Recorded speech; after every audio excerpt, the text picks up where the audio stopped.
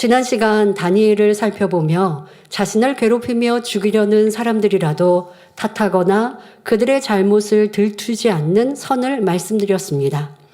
성도 여러분, 그러면 이러한 다니엘의 모습에 비추어 볼 때 현재 여러분의 모습은 어떻습니까? 예를 들어 가정에서 부모가 자녀의 잘못을 꾸짖고 나무랄 때에 자녀가 그 마음이 불편해져서 부모에게 반항하는 모습이 얼마나 비일비재한지요. 부모 나름대로 자녀를 더 나은 사람으로 성장시키기 위해 훈계한 것인데 자녀의 입장에서 잘못을 뉘우치기보다는 오히려 부모에게 책임을 전가하고 부모에게 탓을 돌리는 모습을 볼 수 있습니다.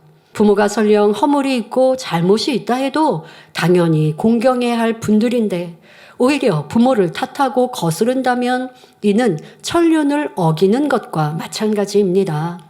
마음이 선한 사람이라면 마땅히 이러한 순리를 거스르지 않고 중심으로 부모를 공경할 줄 알아야 합니다. 자녀는 그 부모가 어떠한 상황에 놓여 있든지 그 부모를 섬기며 공경하고 자식으로서의 예우를 다하는 것이 진정 아름다운 마음입니다. 자, 역사적인 인물 이순신 장군만 보아도 그 마음씀이 참으로 선했던 것을 볼 수 있습니다.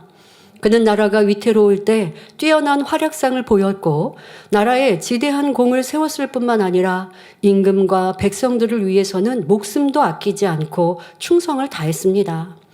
그럼에도 불구하고 모함을 받아 억울한 누명을 쓴 채 매도 맞고 옥살이를 해야만 했지요. 하지만 이 일로 인해 임금에 대해 조금도 서운케 생각지 않았고 세태를 비관하거나 탄식하지도 않았으며 자기를 모함한 원균에 대해서도 원망치 않았습니다.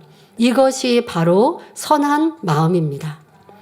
이렇게 잘한 일로 애매히 욕을 먹어도 묵묵히 선을 행해 나가는 사람이 있는가 하면 잘못한 것에 대해 지적을 하는데도 아니 자기가 뭔데 감히 나를 지적해? 하고 원망하는 사람도 있습니다. 사람의 마음이 선하냐 악하냐에 따라 그 말과 행함이 하늘과 땅 차이로 달라진다는 것입니다.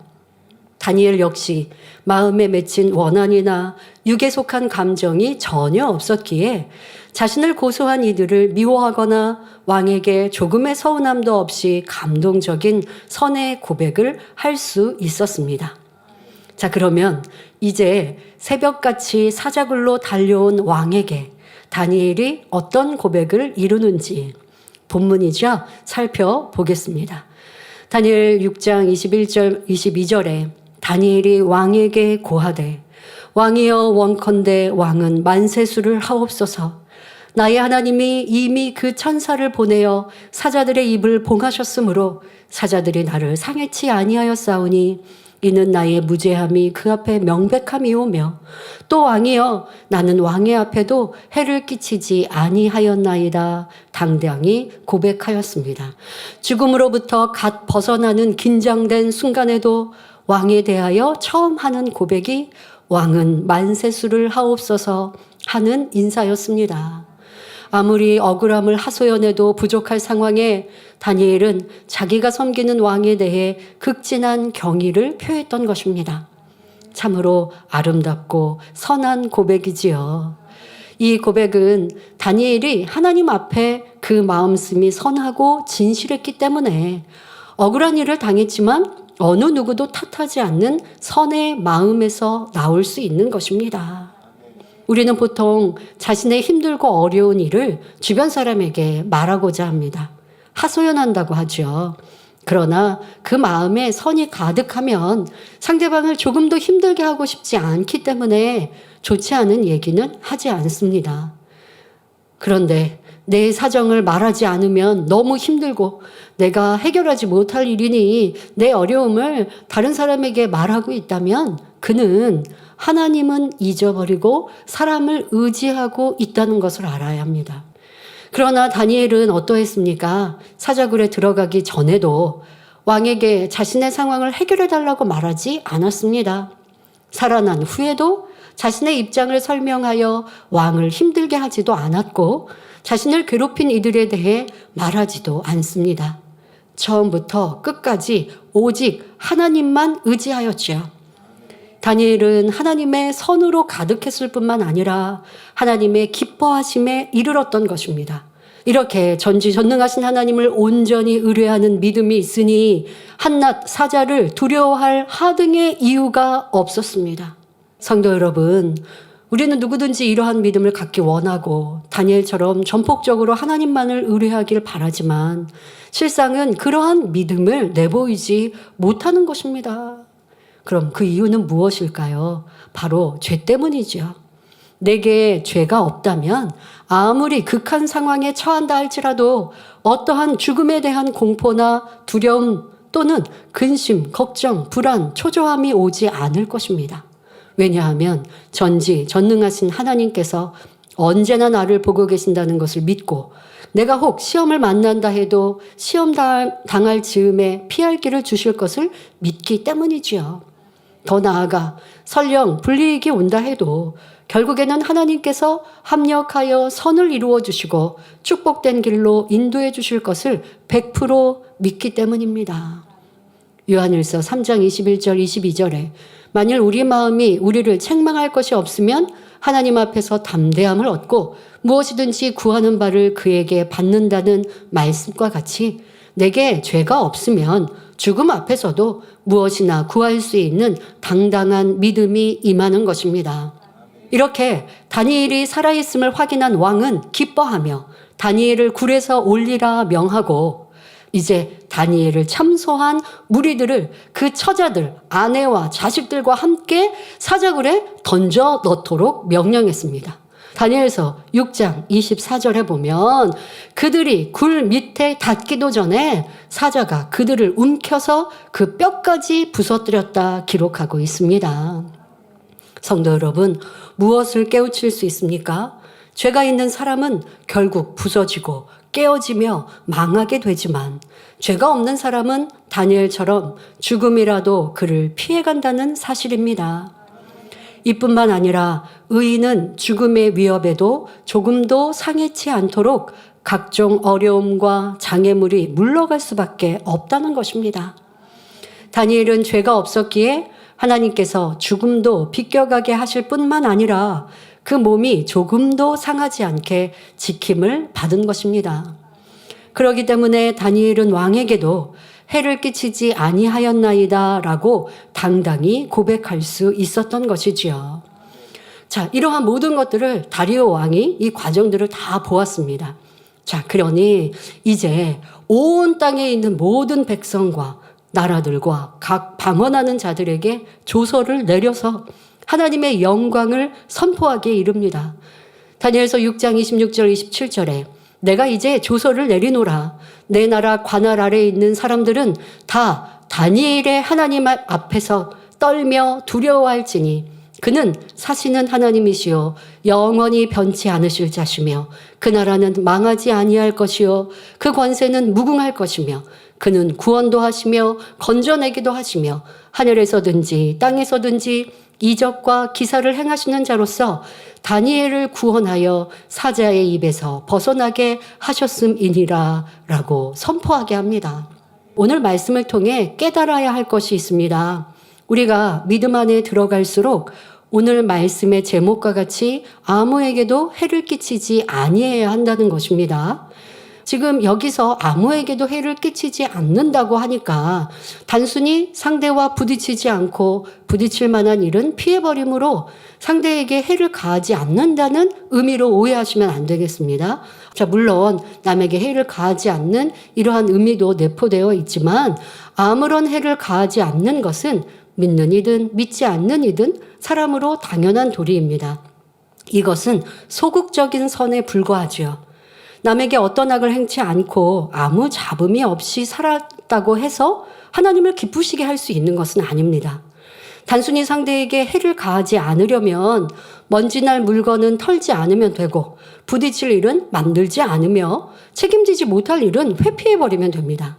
그러나 다니엘이 이러한 소극적인 선에 머물러 있었다면 어떻게 한 나라에 인정받는 총리가 되었겠고 하나님의 지극한 사랑을 받았겠습니까? 만일 다니엘이 인간의 생각을 동원했다면 30일 동안만 잠시 기도를 쉴 수도 있었겠고, 기도를 하더라도 한 달 동안만 절제하여 부르짖어 기도하지 않으면 얼마든지 살짝 넘어갈 수도 있었을 것입니다. 그러나 다니엘은 어인이 찍힌 금령을 어기는 줄 알고도 자기 집에 돌아가서는 평소대로 예루살렘을 향한 창을 열고 하루에 3번씩 무릎을 꿇고 기도했습니다.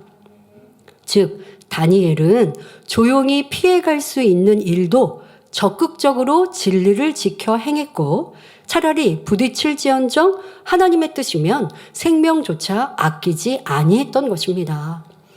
그러면서 다가오는 어려움에 조금도 원망, 불평이나 억울함으로 생각지 않았고, 아무도 탓하지 않았으며 오히려 만나지는 환경 조건을 감사함으로 선대해 나갔던 것입니다. 이 양면성을 다 갖추었을 때에 진정 해를 끼치지 않는 사람이라 할 수 있는 것입니다. 그러면 우리가 아무에게도 해를 끼치지 않는 선한 사람이 되기 위해서는 구체적으로 어떻게 행해야 할까요? 바로 육에 속한 감정을 모두 제해야 합니다. 사람이 감정이 없어야 그 모든 행위가 하나님을 기쁘시게 할 수 있고, 사단의 송사가 온전히 떠남으로 아무에게도 해를 끼치지 않는 사람이 될 수 있습니다. 다니엘 역시 이러한 악한 감정이 전혀 없었기 때문에 어느 누구에게도 해를 끼치지 않았던 것입니다.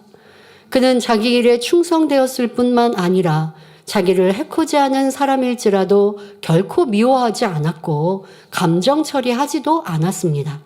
자기 눈에 거슬리는 사람이라 해서 마음에 두고 모략을 써서 괴롭히지도 않았고, 다만 선한 마음 속에 진리로 오래 참았습니다. 죄를 범하고 악을 행하는 사람들이 힘이 드는 것이지, 정령이 마음이 선한 사람은 힘들 이유가 하나도 없습니다. 영의 생각은 생명과 평안이니까요. 하나님의 사람들은 다 이와 같은 것입니다.